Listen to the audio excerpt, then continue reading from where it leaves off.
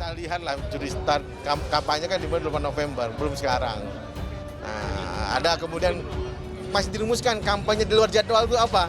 Akan kita rumuskan bareng, karena dari Desember ini sampai 8 November, hal ini harus kita atur ke depan. Supaya pemilu kita kondusif, tidak ada yang kemudian ya saling mendapatkan hak yang privilege yang begitu besar, ada yang tidak. Kan prinsip pemilu adalah non-diskriminasi. Punya waktu 7+7. 7 hari ketika dibutuhkan keterangan tambahan itu 7 hari. Ini prosesnya adalah dalam hal penyelidikan. Jadi Bawaslu bersama dengan Sentra Gakumdu, dengan kepolisian kejaksaan untuk melakukan proses penyelidikan, dalam arti bahwa proses di mana memberi keterangan kepada para pihak nanti. Saya ingin mengingatkan bahwa dalam proses demokrasi, kepercayaan adalah kunci. Kepercayaan adalah kunci. Penyelenggaraan pemilu yang terpercaya akan membuahkan sebuah legitimasi yang kuat. Ibarat pertandingan bola, semua akan menerima dan mengakui hasil pertandingan jika prosesnya dilakukan secara adil dan berintegritas. Bawaslu harus tegas dalam menegakkan aturan, tidak boleh ragu, sekali lagi tidak boleh ragu. Politik itu cair dan semua kemungkinan bisa saja terjadi. Yang awalnya terlihat solid bisa berubah jadi retak dan jalan sendiri-sendiri. Yang awalnya tidak terduga malah bisa terjadi. Nasdem memang harus banting tulang lebih keras lagi. Kalau masih tidak anggap serius, maka Anies hanya akan tinggal nama di Pilpres 2024. Cuma panas di awal tapi lenyap saat pencapresan.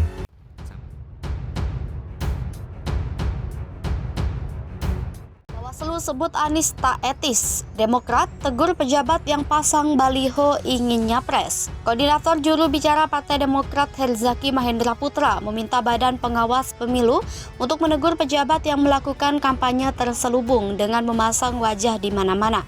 Menurutnya, Bawaslu harus adil dengan tidak hanya menyebut mantan Gubernur DKI Jakarta Anies Baswedan kurang etis dengan kegiatan safari politiknya. Menurut Herzaki, saat ini banyak pejabat publik yang sudah memasang wajahnya di mana-mana untuk sosialisasi diri, terlebih mereka yang ingin maju menjadi calon presiden atau calon wakil presiden pemilu 2024. Ia menekankan Partai Demokrat sejatinya hanya mengapresiasi kerja-kerja profesional rekan-rekan Bawaslu. Menurutnya, seharusnya mengawasi semua bakal kandidat yang akan menjadi kontestan di pemilu 2024. Sehingga ia berharap tidak ada tebang pilih dalam penegakan aturan pemilu. Demokrat meminta bila ada pejabat yang secara terang sudah memasang wajahnya di mana-mana, ia berharap Bawaslu juga perlu mencermati benar apakah ada dana APBN atau APBD yang dipakai buat bantu kampanye terselubung. Termasuk kata dia, jika pejabat yang juga membuat acara yang tidak ada hubungan secara langsung dengan tugas dan tanggung jawabnya. Apalagi kalau ternyata ada pejabat publik sibuk ikut-ikutan mengendorse capres kesana kemari. Karena itu, ia menilai pandangan etis dan tidak etis Bawaslu itu jangan hanya disasar ke salah satu bakal kandidat saja. Herzaki menegaskan banyak bakal kandidat yang ingin menjadi kontestan di pemilu 2024, namun juga melanggar etika yang disebutkan Bawaslu. Maka ia berharap para bakal presiden kandidat lain yang dianggap melanggar itu juga harus menjadi perhatian Bawaslu. Sebelumnya, Bawaslu menyatakan kegiatan safari politik yang dilakukan bakal capres Partai Nasdem Anies Baswedan tidak etis jika ditinjau dari sisi etika politik. Sebab kegiatan tersebut merupakan kampanye terselubung. Sebab Bawaslu menilai publik telah mengetahui Anies Baswedan merupakan bakal capres yang diusung gabungan partai tertentu. Dengan begitu, publik tentu bisa saja memaknai safari politik itu sebagai kegiatan kampanye untuk meningkatkan elektabilitas Anies. Karena itu, Bawaslu meminta semua bakal calon peserta pemilu 2024 termasuk Anies untuk menahan diri untuk berkampanye atau kegiatan apapun yang bertujuan menyosialisasikan diri. Elektabilitas Anies naik karena euforia deklarasi capres, kini publik mulai bosan. Pengamat politik dari UIN Syarif Hidayatullah Adi Prayitno menilai naiknya elektabilitas Anies Baswedan menurut survei lembaga merupakan imbas deklarasi pencalonan presiden yang diumumkan Nasdem pada awal Oktober lalu. lalu. Momentum deklarasi pencapresan Anies dinilai tepat karena berdekatan dengan lengsernya dia dari kursi Gubernur DKI Jakarta. Namun demikian, Adi menduga naiknya elektabilitas Anies merupakan euforia sesaat. Kini publik mulai bosan dengan sosok mantan Menteri Pendidikan dan Kebudayaan itu. Sebabnya, narasi yang disampaikan Anies dalam setiap safari politiknya itu-itu saja. Anies juga tak melakukan manuver politik apapun. Sebagai figur yang lekat dengan citra oposisi, Anies hampir tidak pernah menentang atau mengkritisi kebijakan Presiden Joko Widodo secara terbuka.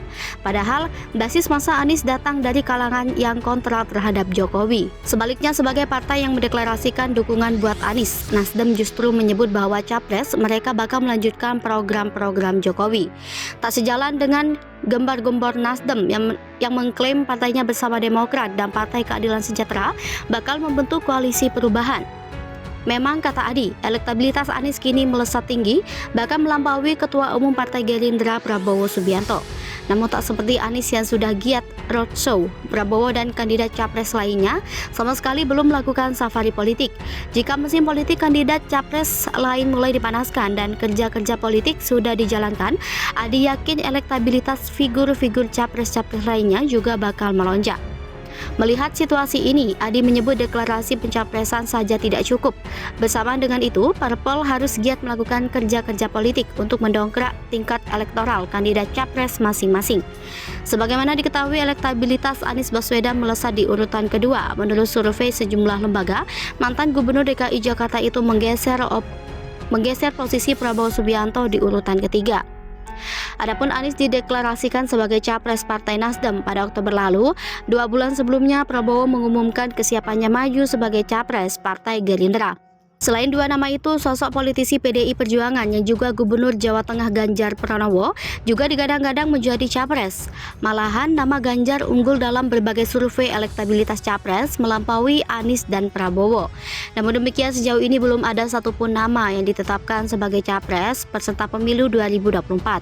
Pendaftaran capres baru akan dibuka pada Oktober 2023. Demokrat ungkap faktor yang mungkin membuat publik bosan ke Anies. Tiketnya belum utuh. Partai Demokrat cukup memahami bila publik merasa bosan dengan narasi perubahan, termasuk bila ada pandangan yang menyebut kenaikan elektabilitas Anies Baswedan sebagai capres terjadi sesaat sebagai efek euforia pencalonan oleh Nasdem beberapa waktu lalu.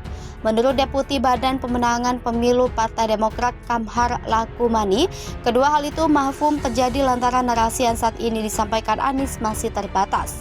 Diketahui, sejauh ini baru Nasdem yang sudah secara resmi mengusung mantan Gubernur DKI Jakarta itu sebagai capres. Sementara itu, rencana pembentukan koalisi perubahan oleh Demokrat, Nasdem, dan PKS tak kunjung terrealisasi. Kamhar meyakini bahwa narasi yang disampaikan Anies akan semakin berkembang bila koalisi tersebut resmi terbentuk. Meski begitu, Kamhar menyatakan Demokrat hingga kini masih terus mendorong Ketua Umumnya, Agus Harimurti Yudhoyono, untuk mendampingi Anies sebagai calon wakil presiden. Menurut dia, bila keduanya dideklarasikan sebagai pasangan calon, akan semakin menambah penegasan antitesis pemerintahan Jokowi.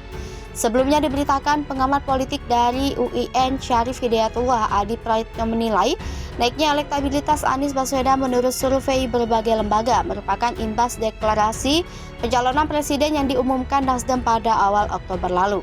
Momentum deklarasi pencapresan Anies dinilai tepat karena berdekatan dengan lengsernya dia dari kursi Gubernur DKI Jakarta.